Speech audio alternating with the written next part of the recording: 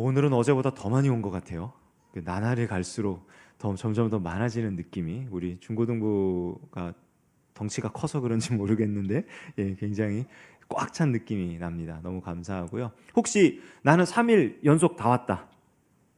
와우, 훌륭합니다. 대단합니다. 내려주시고. 나는 어제 한숨도 안 자고 지금 왔다. 밤새고 왔다. 그쵸. 그렇지. 있을 줄 알았어. 역시. 우리 청소년들이 신체 리듬 자체가 일반적인 보통 사람들에 비해서 늦게 자고 늦게 일어나는 리듬이래요. 원래가. 근데 새벽을 이렇게 깨워서 온 친구들 대단하고요. 그 새벽에 못 일어날까 봐 안 자고 온 친구들은 더 대단하고요. 훌륭합니다. 감사하게도 오늘부터 먼지가 별로 없어져서 대신 추워졌죠. 추위를 뚫고 오시느라고 고생하셨습니다. 자, 오늘부로 우리가 다니엘에 대한 이야기, 이 교육부서 영성 새벽기도회 세 번째 시간으로 마무리를 할 건데요. 이 다니엘이라는 사람의 삶을 딱 두 마디로 요약을 해서 설명을 해봐라 한다면, 오늘 읽었던 본문 중에 3절과 4절 말씀에 나와 있습니다. 다니엘이 어떤 사람이냐? 3절에 보면 다니엘은 마음이 민첩하여 총리들과 고관들 위에 뛰어남으로 왕이 그를 세워 전국을 다스리게 하고자 한지라. 마음이 민첩해서 뛰어나다. 이게 무슨 뜻이냐면 마음이 막 빨랐다는 뜻이 아니에요. 그런 게 아니고 아주 탁월했다는 뜻이에요. 너무너무 탁월했는데 특별히 그가 다른 사람과 구별되는 어떤 영성이 있어서 굉장히 탁월했더라, 이런 뜻입니다. 풀어서 설명을 하자면.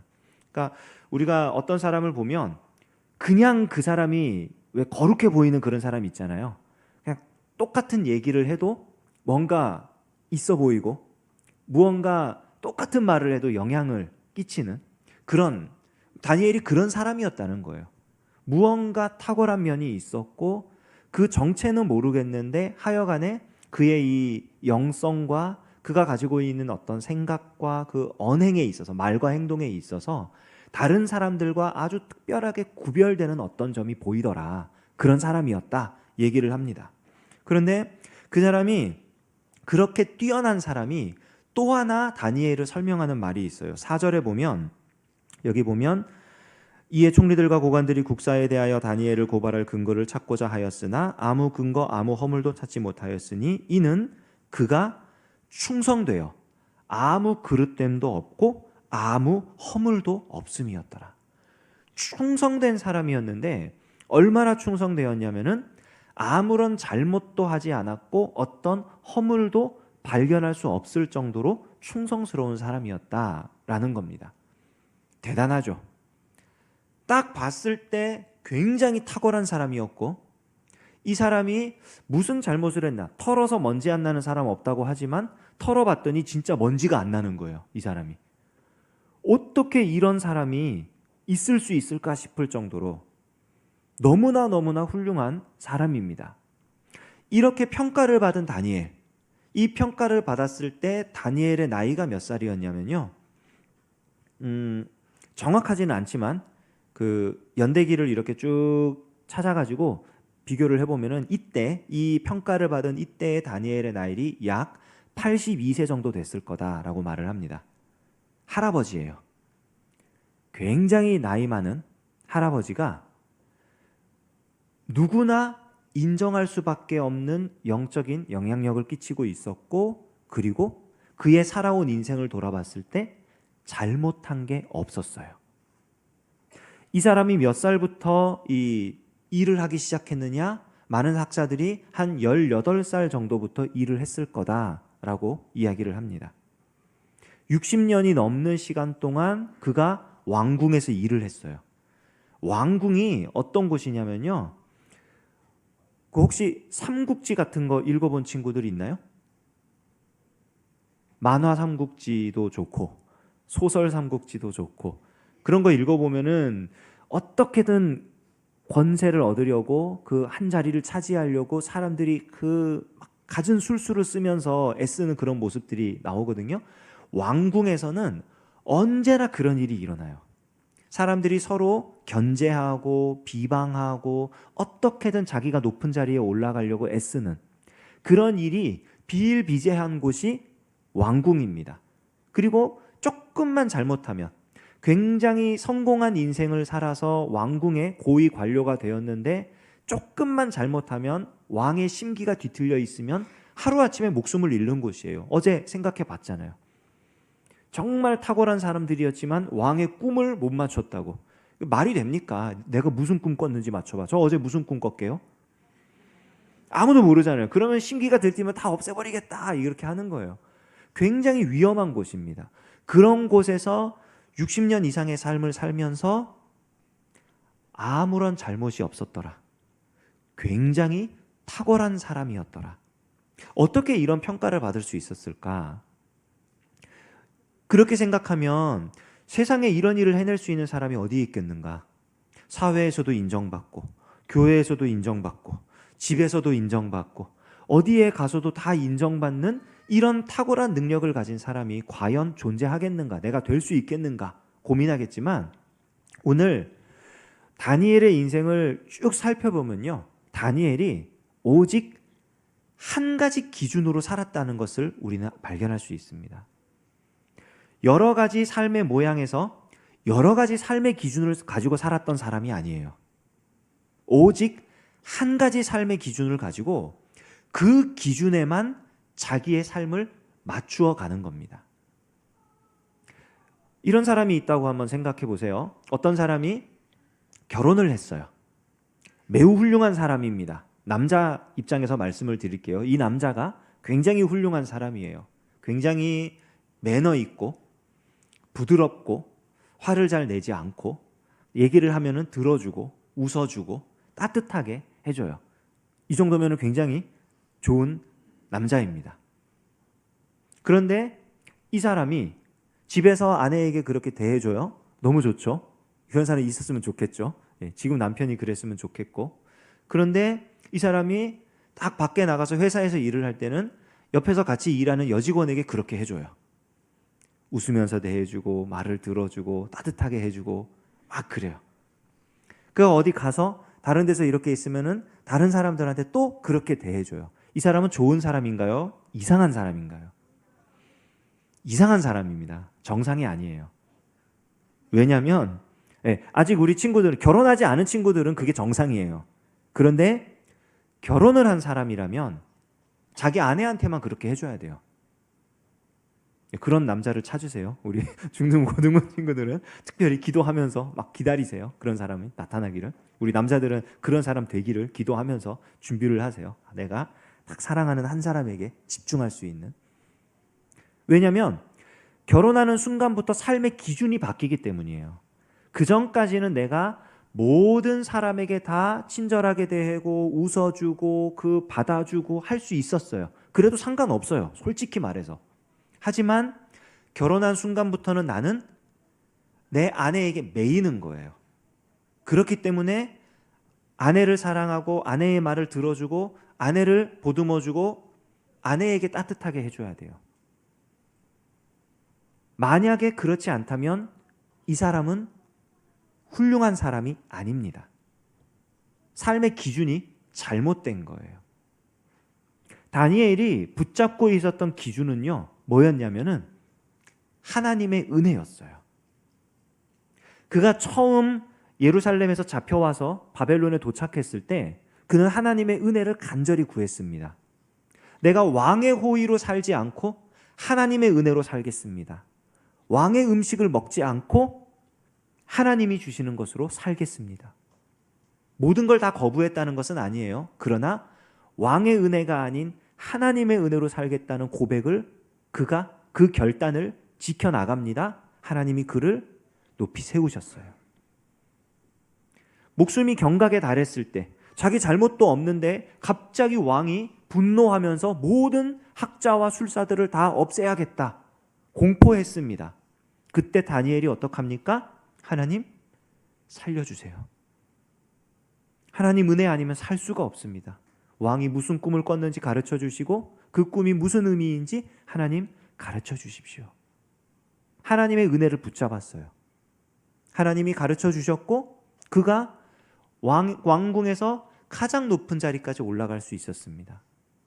시간이 흘렀어요. 60년의 시간이 지났습니다. 지금 왕조가 바뀌었어요. 왕조가 바뀐 게 아니라 사실은 제국이 바뀌었습니다.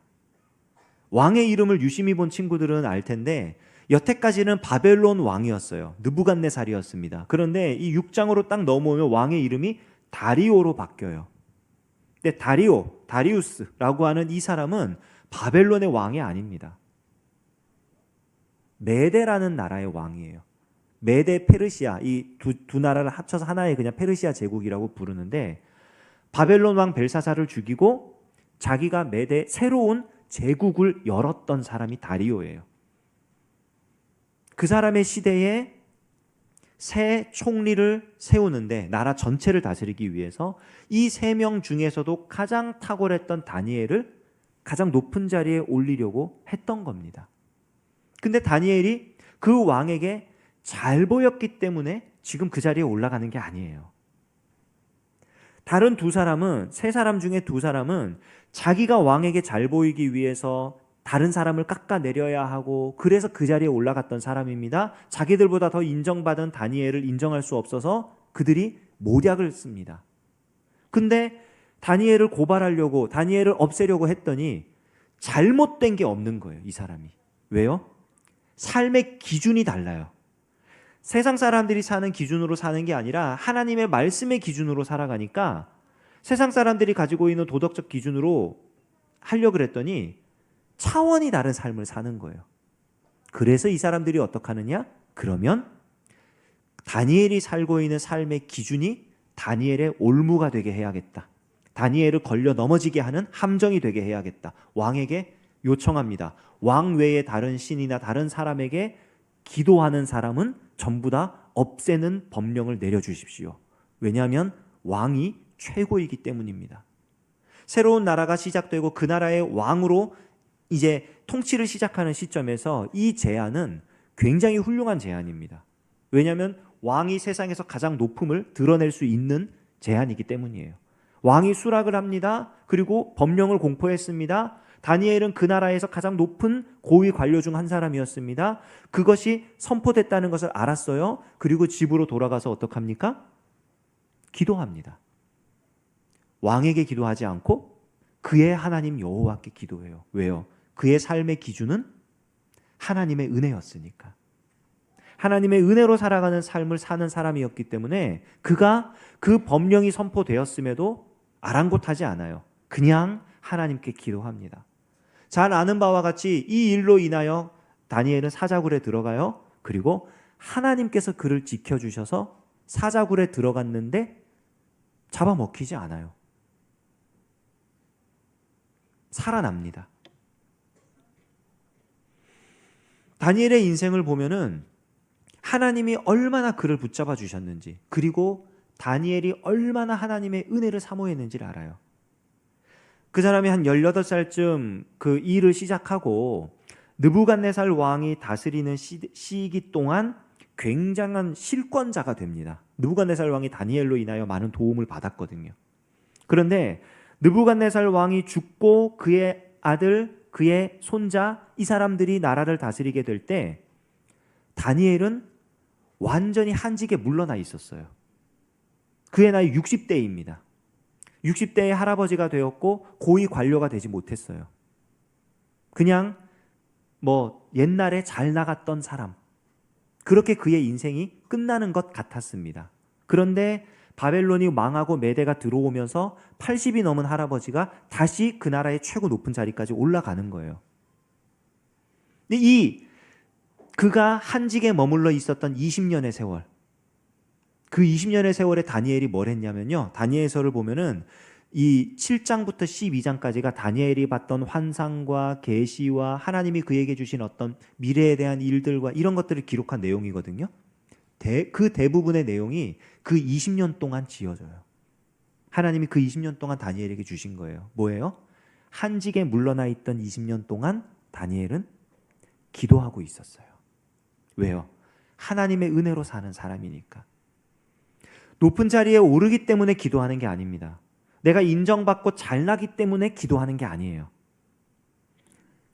기도함으로 하나님의 은혜를 의지하고 살아가는 겁니다. 다니엘의 삶은 충성된 삶이었어요. 그런데 그 충성된 삶은 사람들에게 충성된 삶이 아니었습니다. 오직 하나님의 은혜의 메인 삶, 하나님께 충성된 삶이었습니다. 이 새벽에 나와서 기도하며 이 하루를 여는 우리 학생들과 또 우리 부모님들, 우리 귀한 성도님들, 우리가 붙잡아야 할 삶의 기준이 어디에 있습니까? 우리가 무엇을 의지하며 살아갑니까? 우리의 형편이 어찌 되었든지 간에 우리의 사회적 지위와 가지고 있는 재물과 어떤 영향력과 모든 것들이 우리의 상황이, 환경이 어떻게 되었든지 간에 우리에게 하나님 앞에 충성된 삶의 기준이 있기를 원합니다. 하나님이 인정해 주시고 하나님이 붙들어 주시고 하나님의 은혜로만 살아가는 저와 여러분 되시기를 주님의 이름으로 축원합니다. 기도하겠습니다. 하나님 아버지, 주님의 은혜로 우리 교육부서 영성 새벽기도회 3일차까지 진행하게 하심을 감사드립니다. 하나님이 우리를 너무 사랑하셔서 새벽에 깨우시고 혹은 밤을 새게 하시고 하나님 앞에 나와 말씀 듣고 기도하며 주님 이 하루를 살게 하시니 우리의 삶을 살아가게 하시니 감사드립니다. 삶의 환경이 어찌 되었든지 간에 하나님 앞에 기도하며 하나님의 은혜를 구하며 오직 하나님께 충성된 삶을 살았던 다니엘과 같이 하나님, 우리의 마음이 오직 하나님께 붙어 있게 하시고 하나님의 은혜만 사모하게 하시고 하나님께서 우리를 먹여 살리심을, 하나님께서 우리를 붙잡아 주시고 하나님 가장 기뻐하시는 모습으로 세워주심을 경험하며 살아가게 하여 주시옵소서. 감사의 예물을 드린 우리 이관영 학생 기억하여 주시고 하나님, 그의 인생 가운데에 하나님이 함께하여 주셔서 그의 삶이, 그의 말이나 행동이나 모든 것에서 언제나 하나님 향한 감사가 끊이지 않도록 주님 은혜 내려 주시옵소서. 오늘도 붙들어 주셔서 함께 하시는 주님께 감사드리며 예수님의 이름으로 기도합니다. 아멘. 우리 주님 예수 그리스도의 은혜와 하나님 아버지의 사랑하심과 성령의 교통 역사하심이 오직 하나님의 은혜로 살아가기를 소원하며 하나님께 충성된 삶을 살기로 결단하는 여기 모인 사랑하는 주의 백성들 가운데에 이제로부터 영원까지 함께 하시기를 간절히 축원하옵나이다. 아멘. 오늘은 우리 중등부와 고등부 학생들이 안수기도 받는 날입니다.